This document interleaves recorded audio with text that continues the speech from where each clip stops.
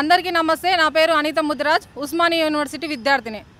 ఈరోజు కాంగ్రెస్ 42% రిజర్వేషన్ అనే బీసీలకు తీసుకొచ్చిన బిల్లుకు నేను ఫుల్ మద్దతుగా ఇస్తున్నా. ఎందుకంటే ఒక బీసీ బిడ్డగా చెప్పాలంటే స్వాతంత్రం అంటే ఆర్థికంగా రాజకీయంగా ఎవరైతే లబ్ధి పొందిరో వాళ్ళకు మాత్రమే స్వాతంత్రం వచ్చినట్టు మన దేశంలో. ఇప్పుడు బీసీలను చూసుకున్నట్లయితే స్వాతంత్రంగా మాకు స్వాతంత్రం అనేది లభించలేదు. ఆర్థికంగా రాజకీయంగా మా ప్రజలు వెనుకబడి ఉన్నారు. మెజారిటీ ప్రజలు మా భారతదేశంలో బీసీ బిడ్డలుగా మేమున్నాం, కానీ పరిపాలించబడుతున్నారు మా ప్రజలు. ఇక్కడ మాకు అన్యాయం జరుగుతుంది. చూసుకున్నట్లయితే ఈ కాంగ్రెస్ ప్రభుత్వము ఎప్పుడు కూడా బీసీల గురించి మాట్లాడలేదు. ఈ 42% తీసుకురావడము ఒక పాలమూరు బిడ్డగా నేను సంతోషిస్తున్నా. రేవంత్ రెడ్డి గారికి నేను మద్దతు ఇస్తున్నా. BJP party stand, BJP party ఏమో 9th షెడ్యూల్లో పెట్టబోమో అని చెప్పి బీజేపీ పార్టీ ఏమంటారు మీరు? ఇగో చూడండి, బీజేపీ పైన చాలా వ్యతిరేకంగా మాట్లాడుతారు. నేను ఒక బీజేపీ అభిమానిగా నేను చెప్పదలుచుకుంటున్నా అండి. జనతా పార్టీ బీసీలకు ఓబీసీ 27 రిజర్వేషన్ తీసుకొచ్చిందే మా బీజేపీ ప్రభుత్వం అండి. చిత్తశుద్ధిగా ఏ ప్రభుత్వం ఆలోచించింది బీసీల గురించి? బీజేపీ అంటేనే బీసీ ప్రభుత్వం అండి. బీజేపీలోనే బీసీ ఉందన్నమాట. 6% ఉన్న ఓసీలకు కూడా 11%, 10% ఈడబ్ల్యూఎస్ రిజర్వేషన్ తెచ్చింది కూడా బీజేపీ పార్టీ. దాన్ని మీరు సమర్థిస్తున్నారా? సమర్థిస్తున్నామంటే అందులో ఓబీసీ అంటే వాళ్ళు రెడ్డిసే లేరు, అందులో ముస్లిం వాళ్ళు కూడా ఉన్నారు, ఈడబ్ల్యూఎస్లో ఉన్నారు.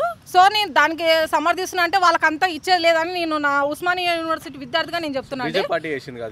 అవును, అది కూడా బీజేపీ పార్టీ చేసింది. నేను దాన్ని సమర్థిస్తలేనండి. ఎందుకంటే వాళ్ళ జనాభాకు మించి రిజర్వేషన్ ఉంది. ఇక్కడ తప్పు జరిగినప్పుడు తప్పుగానే మేము చెప్తామండి. కానీ బీజేపీని ఇక్కడ విమర్శించొద్దని నేను చెప్తున్నాను. ఎందుకంటే జనతా ప్రభుత్వం అనేది రిజర్వేషన్ కావాలి. ఓసీలకు ఏ విధంగా జనాభా మించి రిజర్వేషన్ ఇచ్చింది బీజేపీ పార్టీ, అదే విధంగా బీసీలకు కూడా 50-60% ఉన్న వాళ్ళకి 42% రిజర్వేషన్ కి ఎందుకు మద్దతు ఇస్తలేదు అని చెప్పి ప్రధానంగా వస్తుంది. ఎందుకు మద్దతు ఇస్తలేదు? మళ్ళీ ఓసీలకు ఇచ్చినప్పుడు బీసీలకు ఏమైంది అని అడుగుతుంది. ఓకే, మంచి క్వశ్చన్ అడిగిన బ్రదర్. నేను కూడా చెప్తున్నా, బీజేపీ అభిమానిగా చెప్తున్నా, ఈ రోజు మా బీసీలకు అన్యాయం జరుగుతుంది. బీజేపీ కూడా నేను విన్నపిస్తున్నా. మాకు 42% ఇప్పుడు ఈయన రేవంత్ రెడ్డి ఒక చట్టం చేసిండు. ఆ 42% మా జనాభాకు సరిపోదు భయ్యా. ఇప్పుడు 50% పెట్టినా కానీ మేము సపోర్ట్ చేస్తాం. ఎందుకంటే మా జనాభా ఎక్కువ. ఈ రోజు దేశ సగ జనాభా కంటే ఎక్కువ ఉన్నారు. ఆ 42% సరిపోదు. అందులో ఇంకా ముస్లింలను యాడ్ చేస్తారంట. ఈ కాంగ్రెస్ ప్రభుత్వం ఈ కాన్స్ ప్రభుత్వం అనడం వల్ల తప్పులేదు భయ్యా. కాంగ్రెస్ బిలాంగ్స్ టు కాన్స్ ప్రభుత్వం. కాన్స్ ఎందుకంటే వాళ్ళ ముస్లింలను యాడ్ చేయడం ఎందుకు?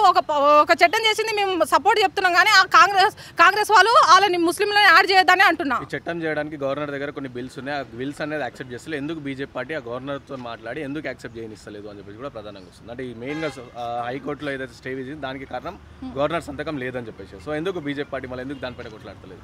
ముందు చూసుకున్నట్లయితే కాంగ్రెస్ ప్రభుత్వం ఉన్నప్పుడు చూసుకున్నట్లయితే దేశంలో బాంబుల మోత మోగేదన్నమాట. ఇప్పుడు చూసుకున్నట్లయితే దేశ ప్రజలు ప్రశాంతంగా నిద్రపోతురు. అంటే ఇక నేను చెప్పదలుచుకుంది ఏంటంటే బీజేపీ ప్రభుత్వము ఇప్పుడు కాంగ్రెస్ చేసే ఒక చట్టానికే వర్తిస్తుంది. ఈ చట్టము బీజేపీ ఏమనుకుంటుందో ఓల్గా దేశానికే వర్తించేటట్టు బీజేపీ కొత్త చట్టం చేయొచ్చు బీసీలకు. సో దేశానికి వర్తించేటట్టు అదే 9th షెడ్యూల్లో పెట్టండి అని చెప్పేసి కాంగ్రెస్ పార్టీ అంటుంది. మళ్ళీ ఎందుకు చేస్తలేదు? దేశం కోసం చేయాల్సింది. ఈయన కాంగ్రెస్ స్టేట్ ప్రభుత్వం చేస్తుందండి. ఈ చట్టం స్టేట్కే ఇది వర్తిస్తుంది. ఇప్పుడు దేశం బీజేపీ ప్రభుత్వం చేస్తే దేశానికి వర్తిస్తుంది. సో బీజేపీ చేస్తుందేమో చెప్పలేము. బీజేపీ ఏది ముందుగా చెప్పి చేయదండి, చేయకుండా చేస్తుంది. ఎన్ని చట్టాలు చేయలే కాంగ్రెస్ ప్రభుత్వం. కనీసము చెప్పేసిందా? అసలు ముస్లిం వాళ్ళకు మహిళలకు చూసినావా? ఆ తలాక్ చట్టాన్ని రద్దు చేసింది. ఇప్పుడు మహిళా బిల్లు కూడా తీసుకొచ్చింది చట్టసభలలో మా ప్రాతినిధ్యం ఉండడానికి. చెప్పకుండా చేస్తుంది బీజేపీ. అంటేనే ఎవరు తీసుకున్నటువంటి చర్యల ముందుంటదండి బీజేపీ ప్రభుత్వం. బీజేపీ పార్టీ అధికారంలోకి వస్తే నెక్స్ట్ లాస్ట్ 2019 టైంలో తన మేనిఫెస్టోలో పెట్టింది, అధికారంలో వస్తే కులగణన చేస్తాం, దేశ కుల జనగణన చేస్తాము. సో అంతా దేశాన్ని అంతా కలిసి కూడా ఒకసారి కౌంటింగ్ చేస్తామని చెప్పారు. సో రిజర్వేషన్ వేస్తామని చెప్పి మరి ఎందుకు చేయలేకపోయింది 10 ఏళ్ళగా? 10 ఏళ్ళు అంటే చేస్తుంది ఇప్పుడు. అంటే ఇప్పుడు ఇంకా అయిపోలేదు కదా సెన్సస్. పార్టీ అధికారంలో వచ్చి 2 సంవత్సరాలు అయింది, అది కూడా చేస్తుండొచ్చు కదా. ఎవరు కాంగ్రెస్ చేస్తుందా? బీజేపీ 10 ఏళ్ళుగా చేయండి, కాంగ్రెస్ పార్టీ 2 ఏళ్ళు ఎట్లా చేయమంటారు?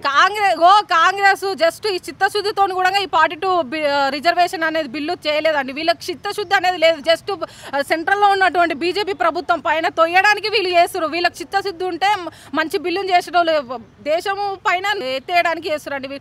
నేను ఇంకోటి చెప్తున్నాండి, ఇప్పుడు బహుజనులందరం ఒకటిగా ఉండాలి మన రాష్ట్రంలో. ఇప్పుడు మందకృష్ణ మాదిగ గారి కూడా మా బీసీ బిడ్డలందరూ సపోర్ట్ చేసారు. అన్న కూడా మాకు ఇప్పుడు ఈ రిజర్వేషన్ బిల్లు పైన ఉద్యమించాలి. మాకు ఈ రిజర్వేషన్ అనేది కావాలి మా బీసీ వాళ్ళకు.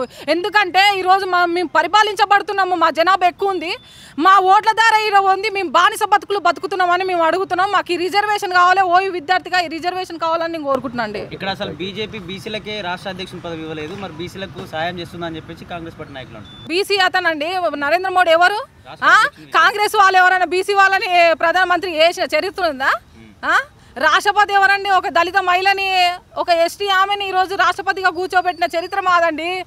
అసలు కాంగ్రెస్ అంటేనే రెడ్డిల రాజ్యం. ఈడ ఏం నడుస్తుంది? తెలంగాణలో రెడ్డిలు ఉన్నారు, రెడ్డిలు పరిపాలిస్తున్నారు మనని.